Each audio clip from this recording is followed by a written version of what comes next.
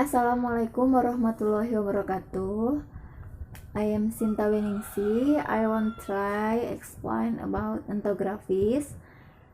Infography is about telling a credible, rigorous, and authentic story.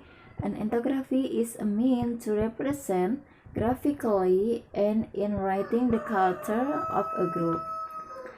Jadi infografi itu mengenai cara-cara bagaimana bahasa dipergunakan dalam masyarakat yang berbeda atau dalam sebuah komunitas, seperti organisasi dan lain-lain. Etnografi juga ini meliputi kajian tentang kehidupan sebuah individu atau grup atau orang dan kebudayaan suatu masyarakat, seperti tentang adat istiadat, kebiasaan, religi, dan lain sebagainya. And the next about the typical of ethnography. The typical ethnography is a holistic study and so include a brief history and an analysis of the terrain, the climate, and the habitat. Jadi the typical dari etnografi ini itu meliputi berupa mencari tahu tentang sejarah atau cerita dari habitat seseorang atau kelompok dan lain sebagainya. Terus about the purpose of ethnography research is to understand what is happening naturally in the setting and to interpret the data gathered to see what implication could be formed from the data.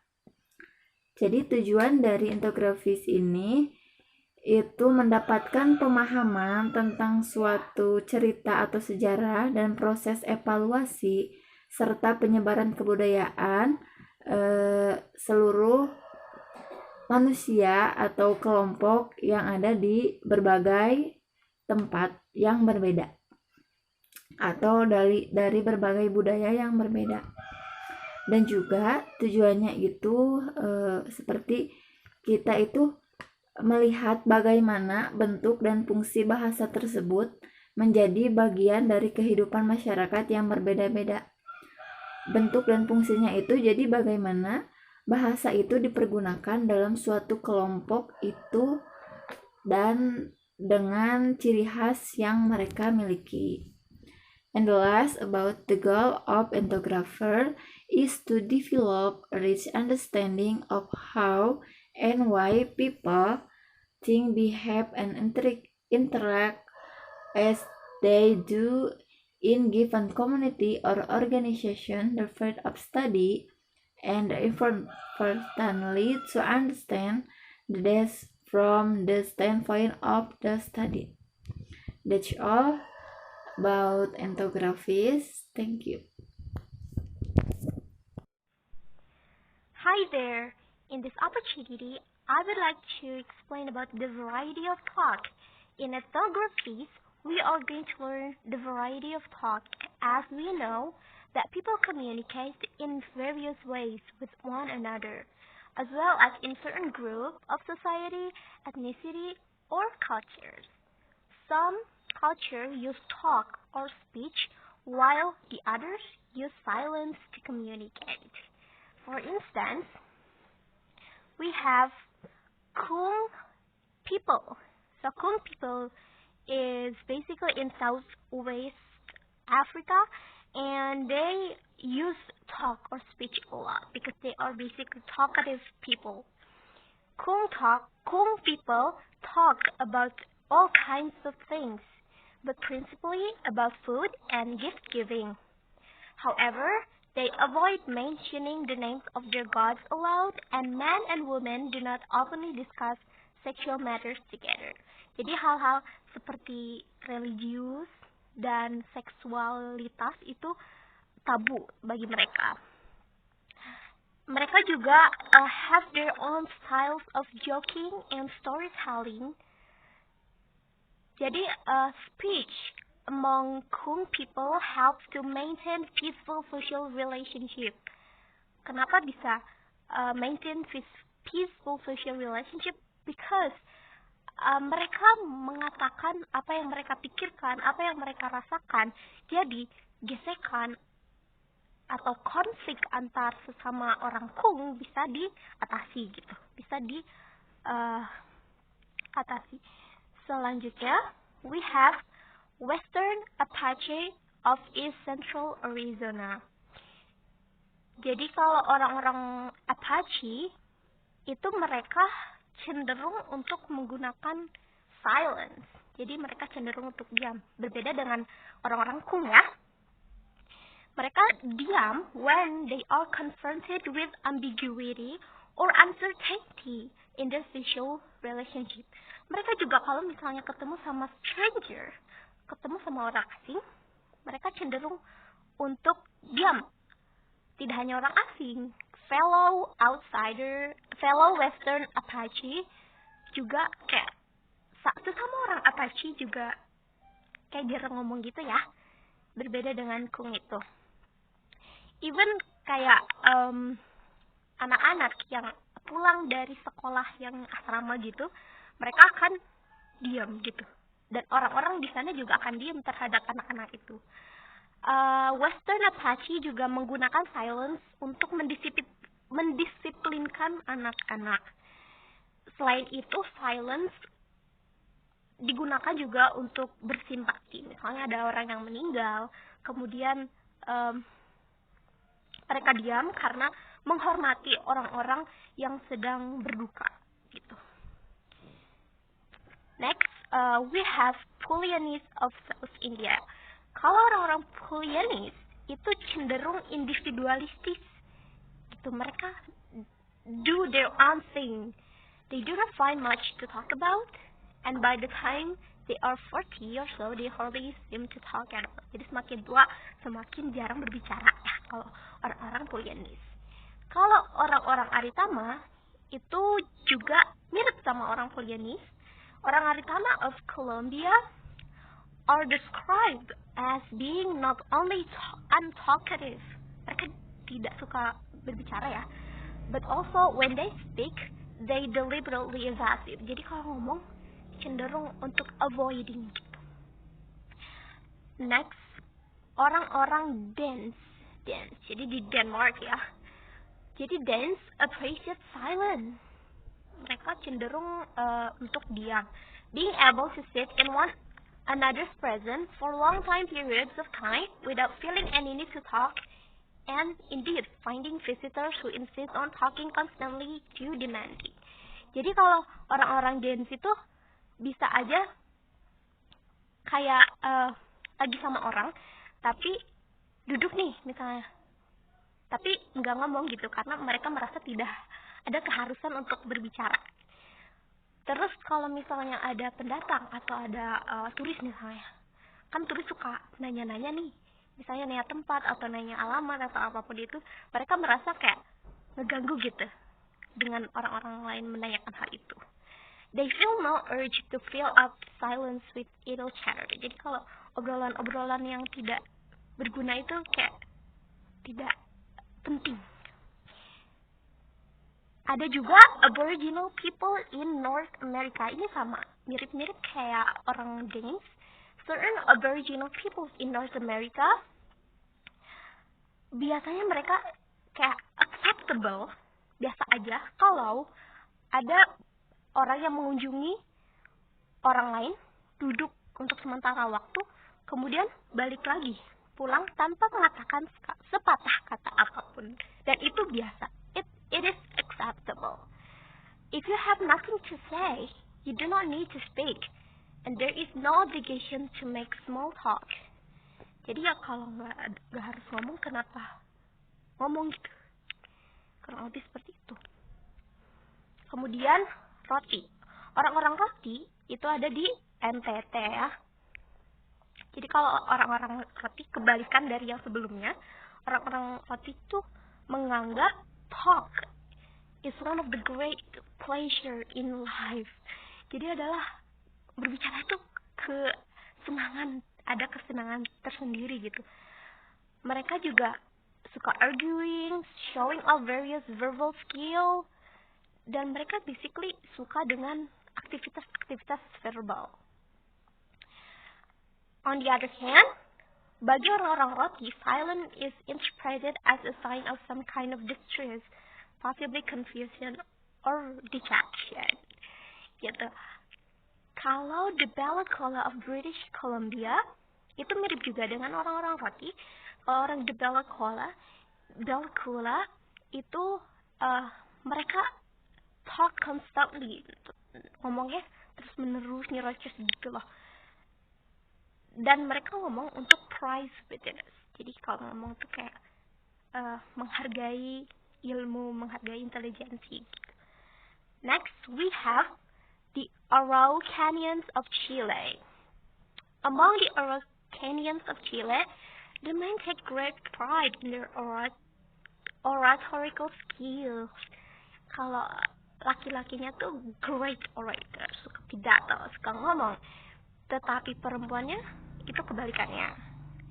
Women maintain silence in the presence of their husband. Jadi kalau di Araucanians, laki-lakinya use talk speech, but perempuannya itu use silence. Gitu. Kalau di Greece, udah tahu kan Plato.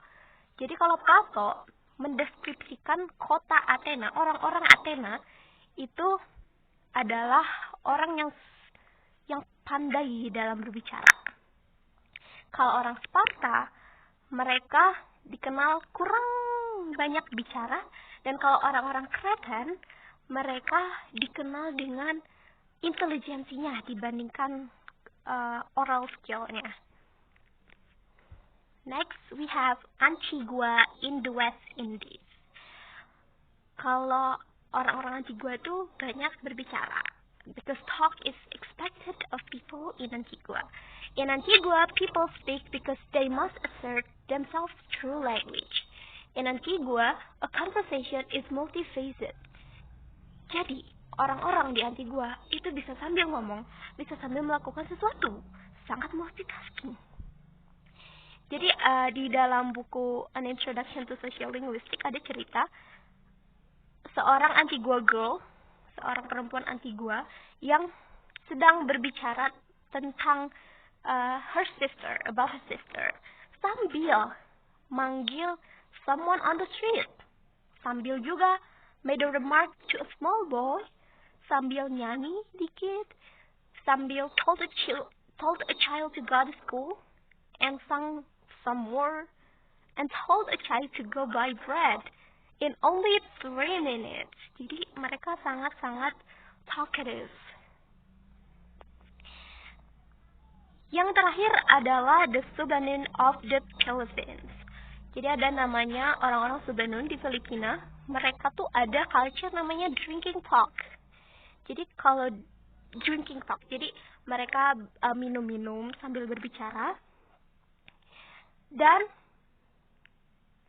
mereka kayak ada topiknya untuk berdiskusi atau ada masalah yang harus diselesaikan gitu dengan minum-minum sambil berbicara gitu. Dengan ngobrol sambil minum gitu. Nah, orang yang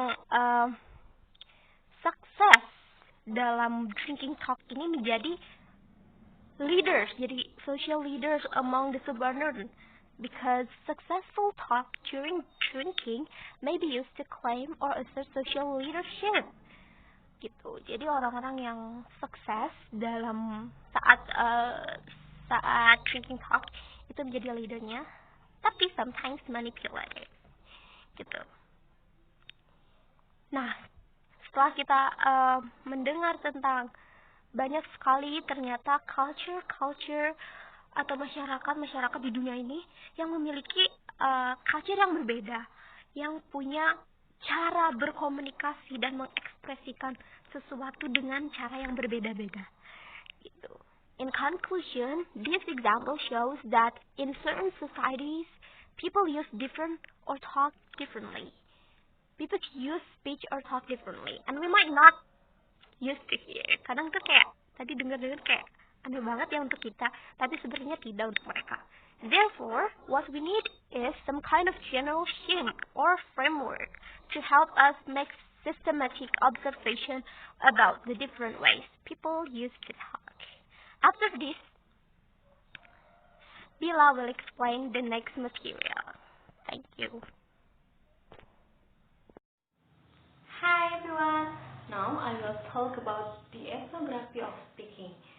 An ethnography of speaking, or we call ethnography of a communicative event, is a description of all the factors that are relevant in understanding how the particular communicative event achieves its objective. For convenience, Hans used the word speaking as an acronym for the various factors he deems to be relevant. The first one is S. S refers to setting and scene. So the setting and scene of speech are important. Setting refers to the time and place, the concrete physical circumstance in which speech takes place. And then scene. Scene refers to the abstract psychological setting or the cultural definition of the occasion. For example, setting, the living room in the grandparents' house might be a setting for a family story. And for example, for scene, the family story may be told at a reunion celebrating the grandparent anniversary. At times, the family will be festive and playful, or at other times serious and commemorative, like that. Next is P. P is participant. The participant include various combination of speaker, listener, addressor, addressee, or sender, receiver. They generally fill certain socially specified roles. A two-person conversation involves a speaker and hearer whose roles change. A political speech involves an addresser and addresses, or the audience. And a telephone message involves a sender and receiver, like that. For example, from that story, at the family reunion, an aunt might tell a story to the young female relatives, like that. And then next, E. E is N. N refers to the conventionally recognized and expected outcomes of an exchange, as well as to the personal goals that participants seek to accomplish on particular occasion. A trial in a courtroom has a recognizable social end in view, but the various participants, the judge, jury, prosecution, defense, accused, and witnesses have different personal goals. Example for E is the aunt may tell a story about the grandmother to entertain the audience, teach the young women, and honor the grandmother. Next, A. A is act sequence. Act sequence refers to the actual form and content of what is said, the precise word used, how they are used, and the relationship of what is said to the actual topic at hand. For example, the aunt's story might begin as a response to a toast to the grandmother. The story's plot and development would have a sequence structured by the aunt. Possibly there will be a collaborative interruption during the telling. Finally, the group might applaud the tale and move on to another subject or activity. Yeah, next is K. K is key. Key refers to the tone, manner, or spirit in which a particular message is conveyed. Light-hearted, serious, precise, pedantic, mocking, sarcastic, composed, and so on. The key may also be marked non-verbally by certain kinds of behavior, gesture, posture, or even deportment. So, for example, the aunt might imitate the grandmother's voice and gesture in a playful way. Or she might address the group in a serious voice, emphasizing the sincerity and respect of the praise the story expresses. Next, instrumentalities. I. Refers to the choice of channel, for example, oral, written, or telegraphic, and to the actual form of speech employed, such as the language, dialect, code, or register that is chosen. For example, the aunt might speak in a casual register with many dialect features, or might use a more formal register and careful grammatically standard forms. Next, 7 is N. And norms and interpretation. So, norm and of interaction and interpretation refers to the specific behaviors and properties that attach to speaking, and also to how this may be viewed by someone who does not share them, such as loudness, silence, gaze, return, and so on. Here, for example, there are certain norms of interaction with regard to church service and conversing with strangers. But, for example, in the story is in a playful story by the aunt, the norms might allow many audience interruption and collaboration, or possibly those interruptions might be limited to participation by older females. A serious formal story by the aunt might call for attention to her and no interruption. Next is G, genre. Genre refers to clearly demarcated types of utterance, such things as poems, proverbs, riddles, sermons, prayers, lectures, and editorials. These are all marked in specific ways in contrast to casual speech. Of course, in the middle of a prayer, a casual aside would be marked too. The example, the aunt might tell a character anecdote about the grandmother for entertainment, or an exemplar as moral instruction. So that's all. Speaking from Heinz, the acronym of speaking from Heinz, so ultimately, the list of components of speech, X, is meant to explore and explain human social purposes in language. Like all taxonomies, the speaking grid is not an end in itself, but rather a means. The formal analysis of speaking is a means to the understanding of human purposes and needs and their satisfaction. It is from Heinz, as well as a way of understanding how language works. So that's all from me. Thank you so much.